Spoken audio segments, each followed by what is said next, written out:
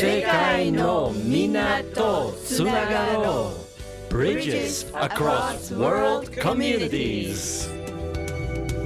Hello and welcome to Bridges Across World Communities, sponsored by NIA, the Nishinomiya City International Association. My name is Floyd. And my name is Thelma. The purpose of this program is to assist English-speaking residents in the Nishinomiya area by providing useful knowledge for daily living and important information for disaster prevention. This program is broadcast on the second and fourth Saturdays of each month from 12 noon to 12:15. This month, we'll be talking about the new fees we have to pay for a shopping bag. And we'll also review the Japanese government's special COVID-19 cash payout program.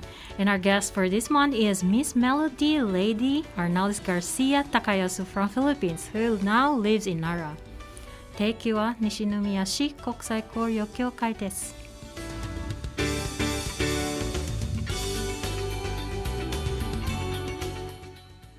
Hello, Floyd. Hello, Thelma.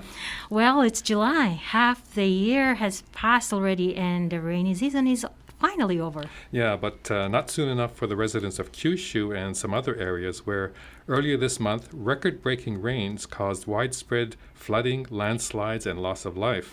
Yes, and it was terrible disaster and will take some time for a full recovery. Yes. And our thoughts are with the people in the disaster areas.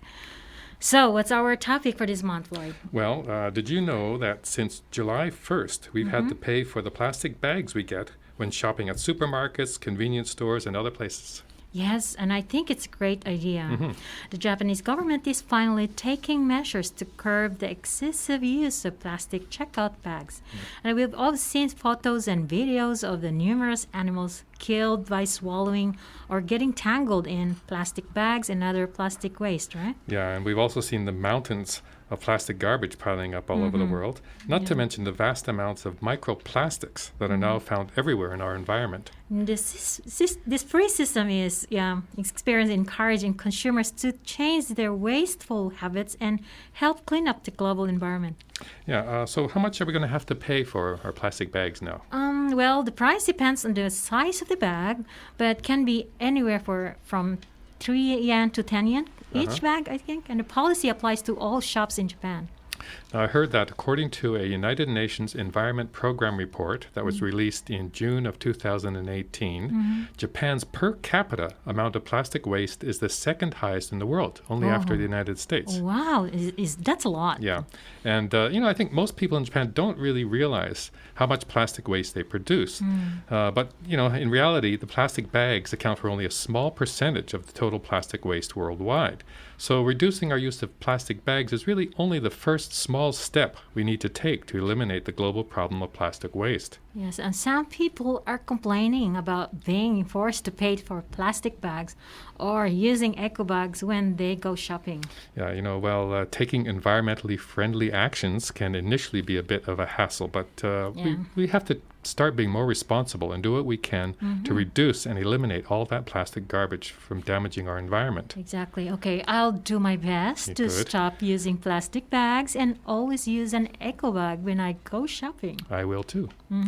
By the way, Floyd, has your family received the special COVID-19 compensation money from the city yet? Yes, we did. How about your family, Thelma? Yes, we got ours too. Now, if any of our listeners have already applied, but you haven't received your benefit yet, you can check the status of your special cash payment on the city's website. That's right, and use the 10-digit inquiry number located on your application form and information letter, and you'll be able to find out the status of your application online.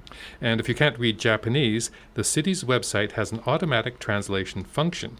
Just click on the multilingual icon at the top of the homepage, select English, and the entire site will be displayed in English. Now, as of June 29th, around 95% of the eligible residents in Nishinomiya have applied for and received their benefits. If you haven't applied yet, be sure to send in your application before the August 31st deadline. And if you have any questions, call the City Special Payout Call Center at 0570-012438. And they're open from Monday through Friday from 9 a.m. to 5 p.m. And don't forget, the city has other support programs to help residents and businesses, so be sure to check the city's website for more details. And of course, the Nishinomiya City International Association is always there to answer your questions or concerns, and our English-speaking staff will be happy to help you. And welcome back. And today we're happy to welcome our guest, Melody Lady Arnales Garcia-Takayasu. Yes. Welcome to our program. Did I say all that right? Yeah. Thank you for having me here. I think it's the toughest guest name I've ever had on the show. So, Melody, tell us, where are you from? I'm from the Philippines. And how long have you been living here in Japan? 16 years. Wow. Going 17, I guess. So 16 years, your Japanese must be amazing. By now. No, it's still below basic. Oh my goodness. So are you still taking lessons or trying to improve your Japanese, or where are you with that? Well, not really making any effort, but That's a good answer. yeah, it's true. But I do listen to some Japanese songs, which I like, and I let people talk in Japanese, and I listen. So it's better to stay quiet and learn. Now, are you married at all? Or? Yeah, recently. Congratulations. When were you Thank married? you. September last year. So I'm a married girl now, I guess. You want to say hello to your husband? Hello, Nobuyuki. No. Nihongo. Konnichiwa, Nobuyuki. So We're talking about you. no, your husband's Japanese, right? He's So Japanese. isn't he helping you, or don't you try to speak Japanese at home? Or? Yeah, he's really bugging me to learn Japanese. And he keeps telling me, well, you're not working anymore, so you better study cooking and Japanese.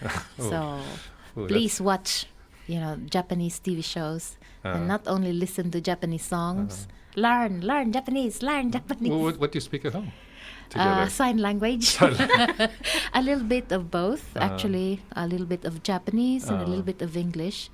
So he can read English. Right. He's very good at reading, but, in talking, in verbal conversation, it's not so much. Okay, well, enough about him.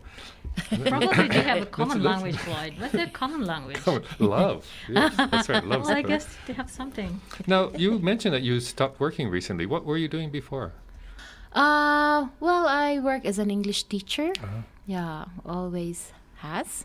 And I work in Nishinomiya as an English teacher for 5 years. And then I went to Naha in Okinawa. Yes. I worked for the Board of Education, and then moved to Hirakata for 8 years and worked there as an English teacher too. Were you mostly working at private schools, or? No, it's a Board of Education. It's public. It's So even under here, the government. Oh, even only in Nishinomiya I work in the private institute or private school. How has the coronavirus affected, or how did? I guess you haven't been working, since the coronavirus.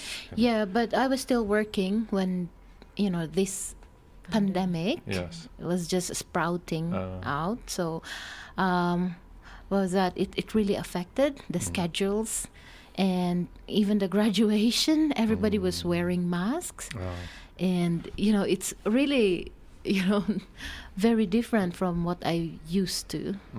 So, it was terrible. Of course, nobody likes this pandemic. Yeah, we're all hoping we'll get through it, but we still have to stay pretty careful to avoid spreading it more. Right. Now, before you moved to Japan, what were you doing? Oh, I worked for the Red Cross. I worked there for 5 years. Philippine National Red Cross in Cebu. Oh, Cebu, that's a beautiful area. What was your Thank work there you. in Philippine National Red Cross? Well, I was assigned in the Red Cross Youth and, in the disaster management service. So, so my job basically is helping people affected by disasters. Like, for example, the fire, shipwreck.